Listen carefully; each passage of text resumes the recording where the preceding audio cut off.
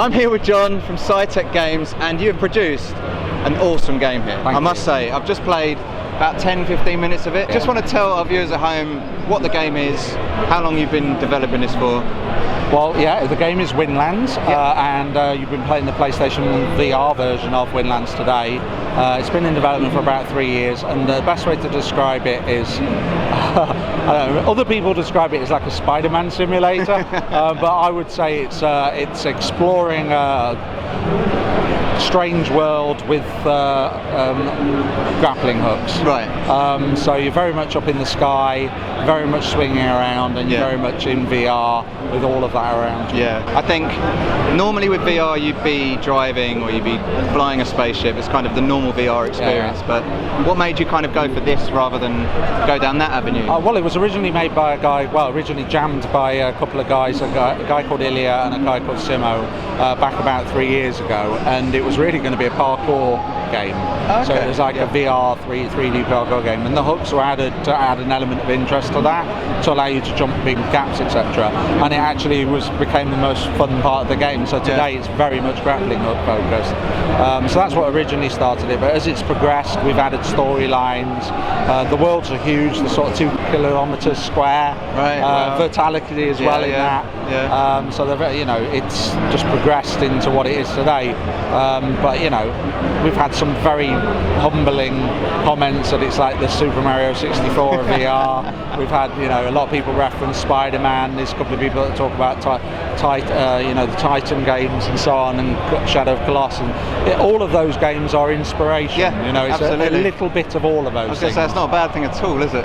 I think we're all big games players in the company, and everybody involved in the production of Windlands has brought their wants into it. And we've ended up with like a really good cross of all those great games I've just described. But it's totally unique, really. I mean, there is nothing else like it. Windlands is a big effort of a team, and it's taken us a long time to make it. VR is really hard to do. We hit 90 frames per second, 9 million polygons in a scene, unlimited draw distance, binaural sound. The list goes on. So, and to do that on a PlayStation, we're very proud to have done that. But it shows, really. It shows in the game.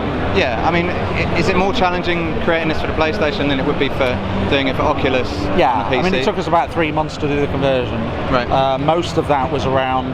We couldn't use real-time shadows on the size of maps we were doing. Which is fine on the PC. They've got enough power to do that. But the PlayStation, not really the size of the maps. We couldn't have done it. So we decided to go for a labour-intensive process of doing what's called baking, but essentially it's ray tracing the maps and baking the shadows onto everything. But the effect of that is both the PC and the PlayStation version just look better. They look pretty stunning. It's an incredible world to be in.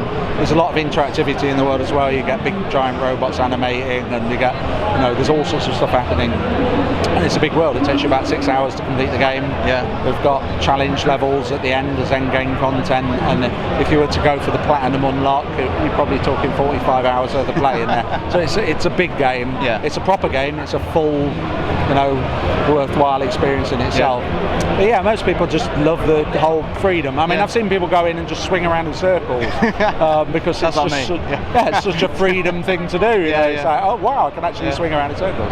So it's pretty incredible from that point of view. Excellent. That's brilliant. I mean, it's available now. We can jump on Steam and grab it, can't you? Buy it on Steam and Oculus today, and it does work on non-VR as well. But really where it shines is VR. Everything's designed from the ground up for VR. It's hard to retrofit complex games into VR, whereas Windlands was always the VR game. It was on the DK1 originally, DK2 eventually, then the CV1 and the HTC Vive, but now the PlayStation. So it's been through a life cycle of maturing in those environments, but it totally and utterly sings as a VR game. Absolutely. So when can we expect to see this on the PlayStation? Launch window, with a bit of luck, day one. Excellent. We're going through those processes now. We think even if it's not day one, it'll be really close to day one. It's a busy time for Sony right now.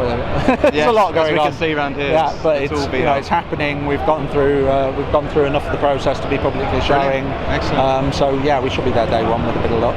If the Excellent. wind goes right and Yeah, everything fingers crossed. ticked all the right boxes, we'll be there day one. Oh, well, I wish you all the best with it, and Thank you. so much for letting us play it and come It's down. my pleasure, and I'm give you glad an you interview. guys enjoyed it. Thank you. Good luck with the rest of the push, and I hope you do get day one. That'd be awesome. So, Thank you. Thank you. Very nice to meet you. Thanks a lot.